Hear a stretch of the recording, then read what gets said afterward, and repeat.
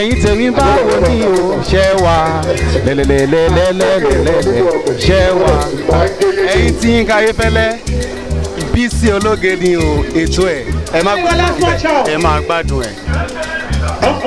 Yorùbá people Yorùbá artist ẹ máa ń dà sínú ọ̀ràn nígbà campaign.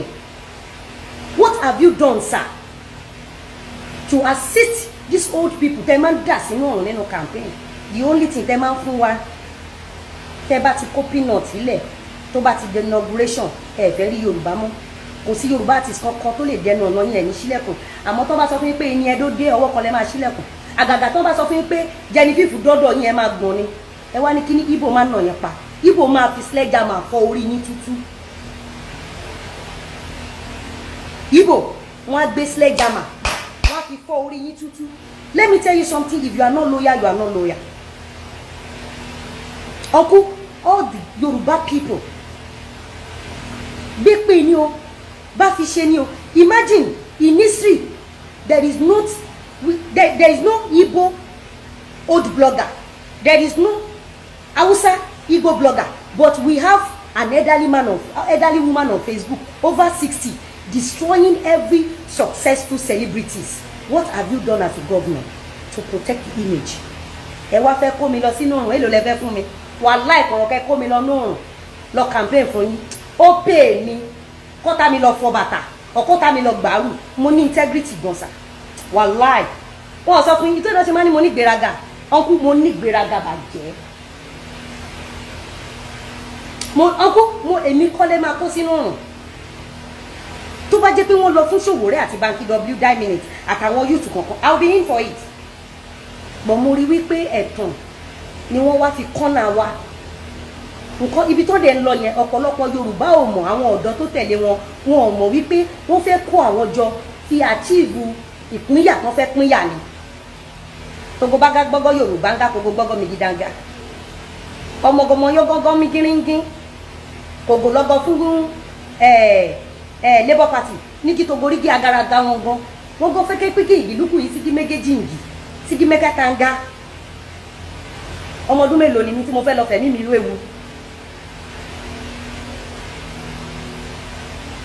I didn't see peace in the party they sold or they were selling. I saw war, I saw determination, I saw desperation.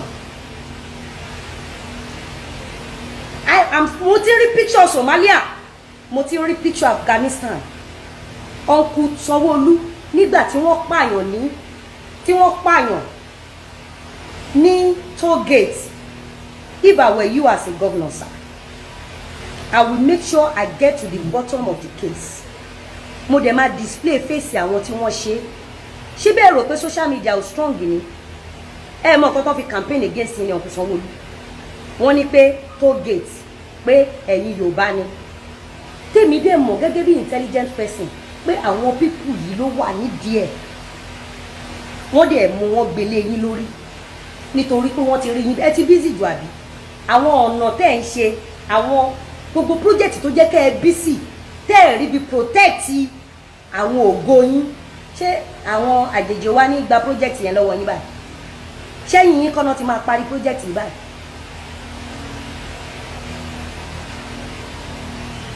You were too busy to protect your people.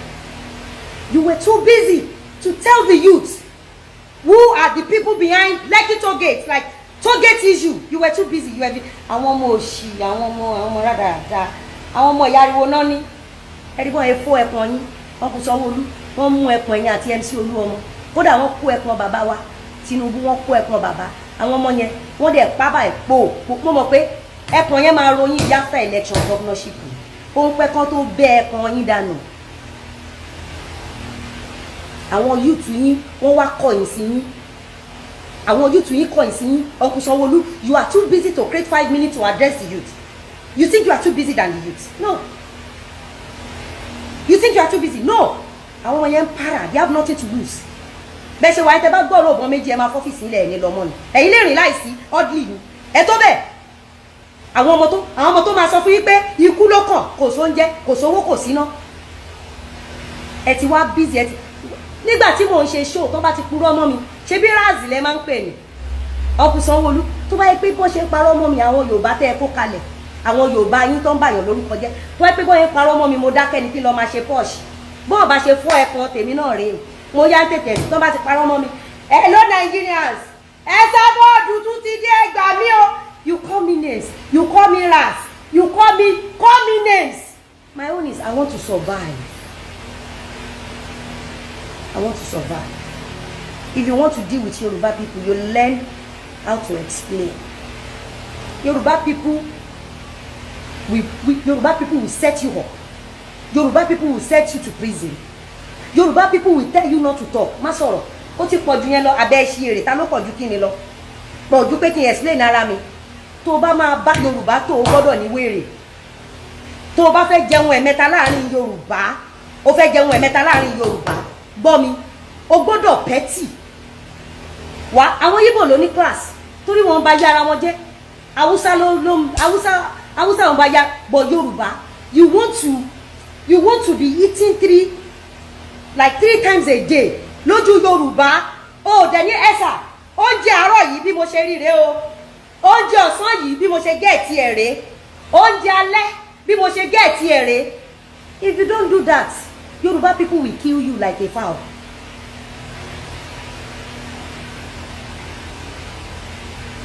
Yoruba people will waste you. Even Igbo people that are living here, wọ́n kóra wọn jọ ní bí group. Hausa people that are living here, wọ́n kóra wọn jọ bí group ni. They have nothing to do with Yoruba people. Bá Yoruba ṣe kó kàgbákò. Wọṣọ tó fine lójú Yoruba kó kú. Ìwọ kò lọ look fine lójú Yoruba kó kàgbákò. The only crime Tinubu committed is ó gbé bulon fan sílé ẹ̀. Me, I live on island. Mo ti lọ lé Tinubu. Ilé Tinubu ti wà outdated. Mo rí àwọn tí ò ṣe politics tó dẹ̀ ń kọ́lé tó la Tinubu pa. But you are too big to explain to us. You are too big to come and tell us what happened at Toll Gate. You are too busy and too big to come and tell us that Tinubu kọ́ ló ní Oriental. Àwọn ọmọ mi ẹni pé wọ́n bọ́ síbẹ̀. Wọ́n jó níná dànù. Àwọn immediate mọ̀ tipẹ́tipẹ́ pé Tinubu kọ́ ló ní Oriental. Èmi ti mọ̀ tí pé Tinubu kọ́ ló lórí ẹ́ńtà Toll Gate tí wọ́n gbowó Tinubu kọ́ ló ní. There was a contract between àwọn tó ṣe ọ̀nà yẹn dọ́nà ẹ̀pẹ́ wọ́n náà máa gba owó for maybe 26 or 25 years kó tó wá di ti Lagos State but you are too big to come and explain fún àwọn youth àwọn ọmọ mi àwọn ọmọ ìdí àmì àwọn ọmọ tó jẹ́ wípé góò náà gbọ́ wọn gbọ́ kàn ẹ wo bọ́n ṣe mú ẹkùn ọyún bọ̀dá mi ẹ̀dẹ̀ aláwọ̀ ẹ̀dẹ̀ gbé ẹ̀kan yín Gov Sanwo Olu ẹ̀dẹ̀ bọ́ pátá báyìí sà ẹ̀dẹ̀ korun okó yín lé àwọn ọmọ yìí lọ́wọ́ wọ́n dẹ̀ mú ẹ̀kan yín wọ́n dẹ̀ papọ̀ pọ̀ wọ́n dẹ̀ fún. You can't blame the youth. They act based on nǹkan tí wọ́n bá gbọ́. They act based on information. Gov Sanwo Olu, how far, how long, how far or how important lẹ ṣe care fún àwọn ọmọ tó rìn lẹ́gbẹ̀ẹ́ títì during school hours. Ṣé mọ̀ pé tẹ́ bá dé kó dùmátà ní gbogbo ṣọ́ọ̀bù àwọn ọmọ Yíbò àwọn ọmọ yín Èkó àwọn ọmọ yín Èkó yìí ló ń ṣe bàràǹdà fọmọ Yíbò ẹ tí ìwà mọ́tò kí lórúkọ mọ́tò tó máa ń kó àwọn èèyàn ní odò ọ̀pù yẹn tó máa ń kó àwọn tó máa ń kiri ọjà yẹn káì Gov Sanwo Olu ẹ gbé mọ́tò lẹ̀ ẹ gbé mọ́tò káì lẹ̀ kó lọ máa kó ẹni tó wà létí títì tó ń họ́zù ẹ gbé mọ́tò káì lẹ̀ kó tètè lọ máa bá yín kó àwọn ọmọ yín tó ń ṣe bàràǹdà lọ́dọ̀ ṣọ́ọ̀bù Yíbò kẹ́ ẹ tètè rán wọn lọ sẹ́yìn òkun kẹ́ ẹ lọ wá ṣọ́ọ̀bù irú ìtí Fáṣọlá ṣe ń gbà yẹn bóyá iṣẹ́ kápẹ́ńtà náà fẹ́ kọ́ o bóyá iṣẹ́ télọ̀ ni wọ́n fẹ́ kọ́ o bóyá ìwé náà fẹ́ kà o kẹ́ ẹ tètè mọ̀ bẹ́ẹ̀ ẹ wá fi wọ́n lẹ̀ ẹ fọ àwọn ọmọ yẹn lẹ̀ ẹ mọ̀ pé ọmọ tá a kọ́ ló máa gbélé tá a kọ́ tà ọ̀nà tẹ́ ẹ̀ ń ṣe àwọn wo lẹ́ ń ṣe fún tẹ́ bá ṣe ọ̀nà tán tẹ́ ẹ̀ tọ́ ọmọ yín àwọn ọmọ yín ló máa jẹ́ àmúrọ̀bà tó máa já mọ́tò gbà lórí ọ̀nà tẹ́ lẹ́ ṣe torí ẹ̀ ṣọ̀nà báwọn ọmọ yín ṣe máa ga.